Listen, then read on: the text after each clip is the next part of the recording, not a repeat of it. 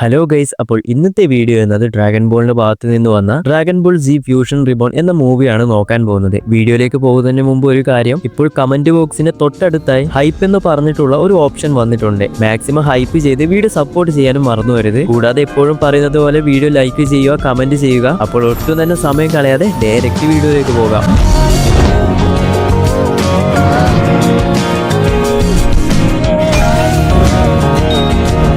ഈ ഒരു മൂവിയിലാണ് ആദ്യമായിട്ട് ഗൊജീറ്റ എന്ന് പറഞ്ഞിട്ടുള്ള ഫ്യൂഷൻ ക്യാരക്ടറിനെ കാണിച്ചു തരുന്നത്. ഈ ഒരു ക്യാരക്ടർ ആദ്യം നോൺ കാനോൺ ആയിരുന്നു, പിന്നീട് ബ്രോലി മൂവിയിൽ കാനോൺ ആയിട്ടും കൊണ്ടുവന്നു. ഇനി നമുക്ക് ഡയറക്റ്റ് മൂവിയിലേക്ക് തന്നെ പോകാം. മൂവിയുടെ തുടക്കത്തിൽ തന്നെ നോക്കിക്കഴിഞ്ഞാൽ മരിച്ചിട്ടുള്ള ഗോക്കുവും വെജീറ്റയാണ് ഇവിടെ കാണിക്കുന്നത്. എന്നാൽ ഇവർ രണ്ടുപേരും എങ്ങനെ മരിച്ചെന്നോ തുടങ്ങിയ കാര്യങ്ങളൊന്നും ഇവിടെ കാണിച്ചു തന്നിട്ടുമില്ല. ഇവരിപ്പോൾ മരിച്ച് ആഫ്റ്റർ വേൾഡിലാണ് ഉള്ളത്. ഇപ്പോൾ ഈ ഒരു ആഫ്റ്റർ വേൾഡിൽ നോക്കിക്കഴിഞ്ഞാൽ ഒരു ടൂർണമെന്റ് നടക്കുകയാണ്. അതായത് നമ്മുടെ ഗോക്കുവും പൈക്കണും ഒരു ടൂർണമെന്റിൽ ഫൈറ്റ് ചെയ്യാൻ വേണ്ടി തുടങ്ങുകയാണ്. അതിനുശേഷം ഈ ഒരു എർത്തിന്റെ ചെക്കിംഗ് സ്റ്റേഷൻ ആണ് കാണിക്കുന്നത്. അതായത് എർത്തിൽ മരിച്ചുപോയ ആ ഒരു ആത്മാക്കളൊക്കെ വരുന്ന ആ ഒരു സ്ഥലം. ഇവിടെയാണെങ്കിൽ ഒരു മിഷൻ നമുക്ക് കാണിച്ചു തരുന്നുണ്ട്. ഈ ഒരു മിഷൻ എന്താണെന്ന് നോക്കിക്കഴിഞ്ഞാൽ സാധാരണയുള്ള ഒരു സോളിനെ ആ ഒരു മിഷനുള്ളിലേക്ക് കയറ്റി നല്ല ആത്മാക്കളായി പുറത്തേക്ക് കൊണ്ടുവരികയും അത് റീഇൻകാർണേറ്റ് ആവുകയും ചെയ്യും. അതായത് ഒന്നുകൂടി പറയാം, ഒരു ഈവിൾ ആയിട്ടുള്ള ഒരു സോളിനെ ആ ഒരു മിഷനുള്ളിലേക്ക് കയറ്റി കഴിഞ്ഞാൽ ആ ഒരു മിഷൻ ആണെങ്കിൽ ആ ഒരു സോളിലുള്ള എല്ലാ മോശപ്പെട്ട കാര്യങ്ങളും വലിച്ചെടുത്ത് ഒരു നല്ല ആത്മാവായിട്ട് പുറത്തേക്ക് കൊണ്ടുവരും. അതുപോലെ തന്നെ ഈ ഒരു മിഷൻ കൺട്രോൾ ചെയ്യാൻ വേണ്ടി ഒരു ചെറിയ ചെറുക്കനും അവിടെ ഉണ്ടാകും. അവന്റെ പേരാണ് ഓറിസ്. എന്നാൽ അവനാണെങ്കിൽ തന്റെ ജോലിയിൽ അധികം ശ്രദ്ധിക്കാതെ പാട്ടും കേട്ടുകൊണ്ടിരിക്കുകയാണ്. അങ്ങനെ ഈ സമയം അവനാണെങ്കിൽ പണിയിലൊന്നും അധികം ശ്രദ്ധിക്കാതെ കിങ് യമയുടെ അസിസ്റ്റന്റ് അവിടെ വന്ന് പാട്ട് കേൾക്കാതെ മര്യാദയ്ക്ക് പണിയെടുക്കുക തുടങ്ങിയ കാര്യങ്ങളൊക്കെ പറയും. എന്നാൽ അവനാണെങ്കിൽ ഇതൊന്നും ശ്രദ്ധിക്കാതെ പാട്ട് കേട്ടുകൊണ്ടിരിക്കുകയാണ്. അപ്പോഴാണ് പെട്ടെന്ന് ആ ഒരു മിഷൻ ഓവർലോഡായി പൊട്ടിത്തെറിക്കാൻ വേണ്ടി തുടങ്ങും. എന്നാൽ അവനും അതിനുള്ളിൽ പെട്ടുപോകുന്നുണ്ട്. അപ്പോഴാണ്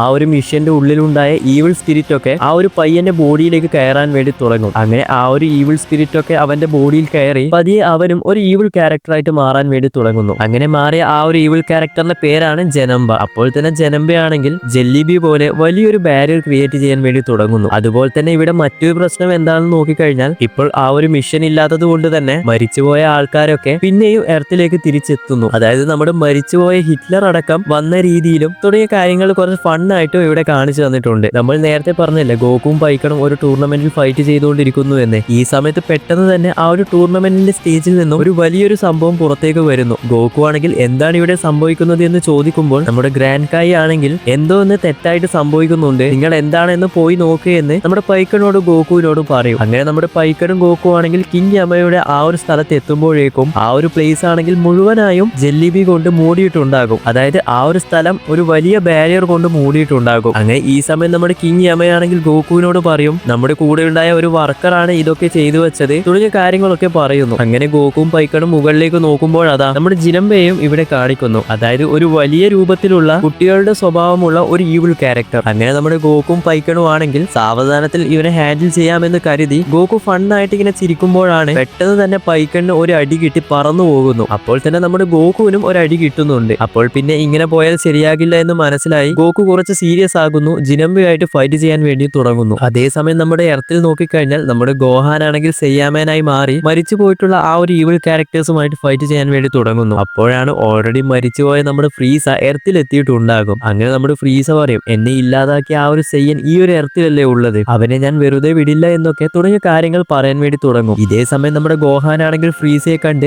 ഫ്രീസ ഇത് നീയാണോ എന്ന് ചോദിക്കുന്നു. ആദ്യം നമ്മുടെ ഫ്രീസയ്ക്കാണെങ്കിൽ ഗോഹാനെ മനസ്സിലാകില്ല. പിന്നീട് നമ്മുടെ ഫ്രീസയ്ക്ക് മനസ്സിലാകും, നീ ആ ഒരു സെയ്യൻ മങ്കിയുടെ മകനല്ലേ, നിന്നെയും വെറുതെ വിടില്ല എന്ന് പറയുന്നു. ഈ സമയം നമ്മുടെ ഗോഹാൻ ആണെങ്കിൽ ഫ്രീസയെ അടിച്ച് തെറിപ്പിക്കും. എന്നാൽ ഈ സമയം നമ്മുടെ ഫ്രീസയും ഫ്രീസയുടെ ആൾക്കാരൊക്കെ ഇവിടെ എത്തിയിട്ടുണ്ടാകും. അതുകൂടാതെ മറ്റൊരു ഭാഗത്ത് നിന്ന് നമ്മുടെ മിസ്റ്റർ സേത്തൻ തനിക്ക് പറ്റാവുന്നത് പോലെ മറ്റുള്ള ഈവിൾ ക്യാരക്ടേഴ്സുമായിട്ടൊക്കെ ഫൈറ്റ് ചെയ്യുന്നുമുണ്ട്. ഈ സമയം നമ്മുടെ ഗോട്ടനും ട്രങ്ക്സും ആണെങ്കിൽ ആ ഒരു ഡ്രാഗൺ ബോൾസ് ഒക്കെ കളക്ട് ചെയ്ത് സമൺ ചെയ്ത് ആ ഒരു ഷെൻഡ്രോണിനെ കൊണ്ടുവരും. വന്ന ഉടൻ തന്നെ ഗോഹാൻ ചോദിക്കും, എന്തുകൊണ്ടാണ് മരിച്ചുപോയ ആൾക്കാരൊക്കെ പിന്നെയും ജീവനോടെ വന്നത്, ഇതിന്റെ കാരണം എന്താണ്, ഇവരെവിടെയാണോ ഉണ്ടായത് അവിടേക്ക് തന്നെ തിരിച്ചയക്കാൻ കഴിയുമോ എന്നൊക്കെ ചോദിക്കുന്നു. അപ്പോൾ തന്നെ നമ്മുടെ ഷെൻഡ്രോൺ പറയും, എനിക്കിത് നിറവേറ്റാൻ കഴിയില്ല. അതായത് ഇവിടെ ഷെൻഡ്രോണിന് എന്താണ് പ്രശ്നമെന്ന് നോക്കിക്കഴിഞ്ഞാൽ, ഈ ഒരു മരിച്ചുപോയ ആൾക്കാരെ സ്വർഗത്തിലാണോ നരകത്തിലാണോ അയക്കേണ്ടത് തുടങ്ങിയ കാര്യങ്ങൾ ഷെൻഡ്രോണിന് അറിയില്ല. അതുകൊണ്ട് തന്നെ ഷെൻഡ്രോണും ഒന്നും ചെയ്യാൻ സാധിക്കില്ല എന്ന് പറയുന്നു. ഈ സമയം നമ്മുടെ ഔട്ടർ വേൾഡിൽ പൈക്കൺ ആണെങ്കിൽ ആ ഒരു ബാരിയറിന്റെ അടുത്ത് പോയി തന്റെ പവേഴ്സ് വെച്ച് അറ്റാക്ക് ചെയ്ത് ആ ഒരു ബാരിയർ ഇല്ലാതാക്കാൻ വേണ്ടി ശ്രമിക്കും. എന്നാൽ ആ ബാരിയറിനാണെങ്കിൽ ഒന്നും സംഭവിക്കുകയുമില്ല.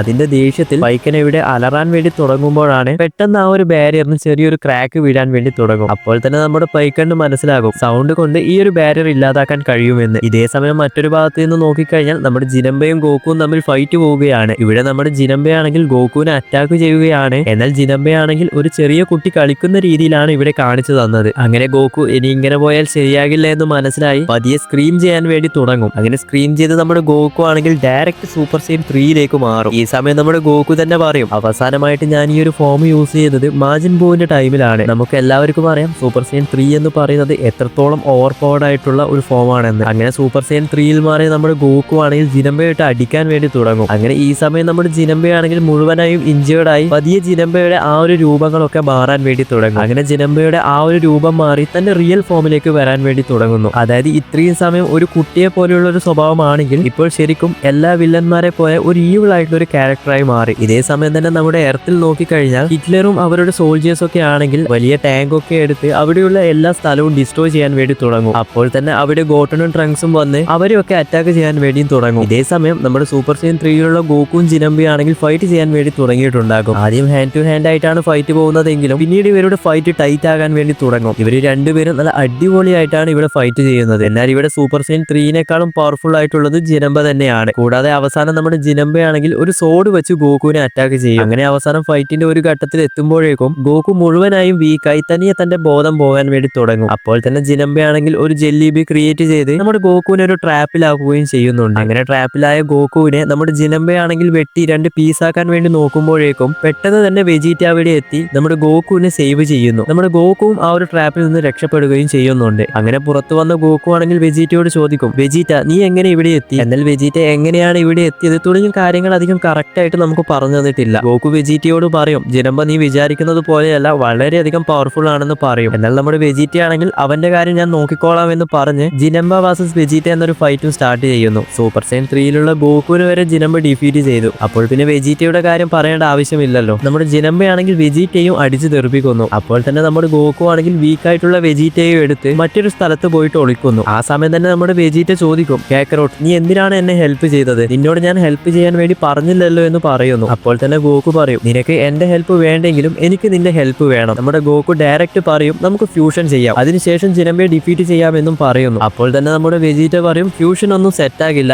എന്നെ പോലുള്ള ഒരു ഹൈ ക്ലാസ് ചെയ്യാൻ അതൊന്നും ചെയ്യില്ല എന്നും പറയുന്നു. അങ്ങനെ ഈ സമയം നമ്മുടെ ഗോക്കു ആണെങ്കിൽ വെജീറ്റയോട് ഒരുപാട് തവണ ചോദിച്ചു നോക്കും. എന്നാലും വെജീറ്റ പറയും, ഞാൻ ചത്താലും ഫ്യൂഷൻ ചെയ്യില്ല എന്ന് തിരിച്ചു പറയും. എന്നാലും ഗോക്കു വിട്ടുകൊടുക്കില്ല. ഒരുപാട് തവണ പിന്നെയും ചോദിക്കാൻ വേണ്ടി തുടങ്ങും. ഈ സമയം നമ്മുടെ ജനമ്പയാണെങ്കിൽ ഇവർ ഒളിച്ചിരിക്കുന്ന സ്ഥലം മനസ്സിലാക്കി അവിടെ അറ്റാക്ക് ചെയ്യാൻ വേണ്ടി തുടങ്ങും. എന്നാൽ ആ ഒരു അറ്റാക്കിൽ നിന്നും നമ്മുടെ ഗോക്കു ഒഴിഞ്ഞു മാറുമെങ്കിലും ആ ഒരു അറ്റാക്കിൽ കുറച്ചൊക്കെ നമ്മുടെ വെജീറ്റയ്ക്കും കൊള്ളുന്നു. അങ്ങനെ നമ്മുടെ വെജീറ്റ ആണെങ്കിൽ കരഞ്ഞുകൊണ്ട് പറയും, നീ എങ്ങനെയാണ് എപ്പോഴും ഇതുപോലെ സ്ട്രോങ്ങർ ആയി മാറുന്നത്? എനിക്ക് ഇതേപോലെ മാറാൻ കഴിയുന്നില്ല എന്നൊക്കെ പറയാൻ വേണ്ടി തുടങ്ങും. അങ്ങനെ ഇത് കേട്ട് നമ്മുടെ ഗോക്കു പറയും, ഞാൻ അതർ വേൾഡിൽ നിന്ന് പിന്നെയും ട്രെയിനിങ് ചെയ്താണ് ഇതുപോലെ പവർഫുൾ ആയത്, എന്നാൽ നീയും ശക്തനാണ് തുടങ്ങിയ കാര്യങ്ങളൊക്കെ വെജീറ്റയോട് പറയുന്നുണ്ട്. കൂടാതെ നമ്മുടെ ഗോക്കു പറയും, എന്നാൽ പിന്നെ നീ അത് വിട്, അങ്ങനെയാണെങ്കിൽ ഫ്യൂഷൻ ആകേണ്ട, കുറച്ചു സമയം കൂടി കഴിഞ്ഞാൽ ജിനംബ ഈ ഒരു പ്ലേസ് മുഴുവനായും ഇല്ലാതാക്കും, അതിനു മുമ്പ് ഇവിടെ നിന്നും രക്ഷപ്പെടാമെന്നും പറയുന്നു. ഇത് കേട്ട് വെജീറ്റ ആണെങ്കിൽ, ഞാൻ ഇവിടെ നിന്നും എവിടെയും പോകില്ല, ഞാനൊരു വാരിയറാണ്, കൂടാതെ ഞാൻ എങ്ങനെ മരിച്ചാലും സ്വർഗത്തിലേക്ക് മാത്രമേ പോവുകയുള്ളൂ. അങ്ങനെ ഇത് പറഞ്ഞുകൊണ്ടിരിക്കുമ്പോൾ ജിനംബ പിന്നെയും ഇവരെ അറ്റാക്ക് ചെയ്യുന്ന സമയത്ത് നമ്മുടെ ഗോക്കു ആണെങ്കിൽ വെജീറ്റയെ എടുത്ത് ഇൻസ്റ്റന്റ് ടെലിപ്പോർട്ട് വെച്ച് മറ്റൊരു സ്ഥലത്തേക്ക് എത്തുന്നു. അങ്ങനെ ഗോക്കു ഒരുപാട് തവണ വെജീറ്റയോട് പറഞ്ഞ് വെജീറ്റയും ഫ്യൂഷൻ ചെയ്യാമെന്ന് സമ്മതിക്കുന്നു. അങ്ങനെ നമ്മുടെ ഗോക്കു ആണെങ്കിൽ വെജീറ്റയ്ക്ക് ആ ഒരു ഫ്യൂഷൻ ഡാൻസ് പറഞ്ഞു കൊടുത്ത് രണ്ടുപേരും ആ ഒരു ഫ്യൂഷൻ ഡാൻസ് ചെയ്യുമ്പോൾ നമ്മുടെ വെജീറ്റ ആണെങ്കിൽ കൈ മടക്കി പിടിച്ചുകൊണ്ടാണ് ചെയ്യുന്നത്. അതുകൊണ്ട് തന്നെ ആ ഒരു ഗൊജീറ്റയുടെ ഫാറ്റ് ഫോമിലേക്കാണ് ഇവർ മാറുന്നത്. അങ്ങനെ ഫാറ്റ് ഫോമിലുള്ള ഗൊജീറ്റയാണെങ്കിൽ ജിനംബയുമായിട്ട് ഫൈറ്റ് ചെയ്യാൻ വേണ്ടി തുടങ്ങുന്നു. ഈ ഒരു ഫൈറ്റും ഇവിടെ കുറച്ച് കോമഡി ആയിട്ടാണ് കാണിച്ചു തന്നിട്ടുള്ളത്. അങ്ങനെ നമ്മുടെ ഗൊജീറ്റ പെട്ടെന്ന് അവിടെ നിന്ന് എസ്കേപ്പ് ആയി മറ്റൊരു സ്ഥലത്തേക്ക് ഒളിച്ചിരിക്കുന്നു. അവിടെ നിന്നും ഗൊജീറ്റ പെട്ടെന്ന് തന്നെ ഗോക്കുവും വെജീറ്റയായിട്ട് പഴയതുപോലെ മാറും. ഈ സമയം നമ്മുടെ വെജീറ്റ ആണെങ്കിൽ ഗോക്കുവിനോട് ചോദിക്കും, ഇതാണോ നിന്റെ ഫ്യൂഷൻ? അപ്പോഴേക്കും നമ്മുടെ ഗോക്കു പറയും, എനിക്കും അറിയില്ല, ഇവിടെ എന്തോ ഒരു പ്രശ്നം പറ്റിയിട്ടുണ്ട് എന്നും പറയുന്നു. ഈ സമയം നമ്മുടെ കിങ്കായി ആണെങ്കിൽ ഗോക്കുവിനോട് പറയും, വെജീറ്റ കൈ മടക്കിക്കൊണ്ടാണ് ആ ഒരു ഫ്യൂഷൻ ഡാൻസ് ചെയ്തത്, അതുകൊണ്ടാണ് ആ ഒരു ഫാറ്റ് ഫോമിലേക്ക് മാറിയത് എന്നും കിങ്കായി പറയുന്നു. അങ്ങനെ ഇത് മനസ്സിലാക്കി രണ്ടാമതും ഇവർ ഫ്യൂഷൻ ചെയ്യാൻ വേണ്ടി നിൽക്കുമ്പോഴാണ് ജിനംബ ഇവരെ കണ്ടുപിടിച്ച് അറ്റാക്ക് ചെയ്യാൻ വേണ്ടി തുടങ്ങും. അപ്പോൾ തന്നെ പെട്ടെന്ന് പൈക്കൻ അവിടെ വന്ന് നമ്മുടെ ഗോക്കുവും വെജീറ്റയോടും പറയും, കുറച്ച് സമയത്തേക്ക് ജിനംബയുടെ കാര്യം ഞാൻ നോക്കിക്കോളാം എന്ന് പറഞ്ഞ് നമ്മുടെ പൈക്കൻ ആണെങ്കിൽ ജിനംബയുടെ അടുത്ത് പോയി, നേരത്തെ നമ്മൾ പറഞ്ഞില്ലേ ആ ഒരു ബാരിയർ പൊളിക്കാൻ വേണ്ടി പൈക്കൻ അവിടെ നിന്നും അലറുകയാണ് ചെയ്തത് എന്ന്, അതുപോലെ തന്നെ ജിനംബയുടെ അടുത്തെത്തി പൈക്കൻ അലറാൻ വേണ്ടി തുടങ്ങും. ഈ സമയം ജിനംബയുടെ ബോഡിയും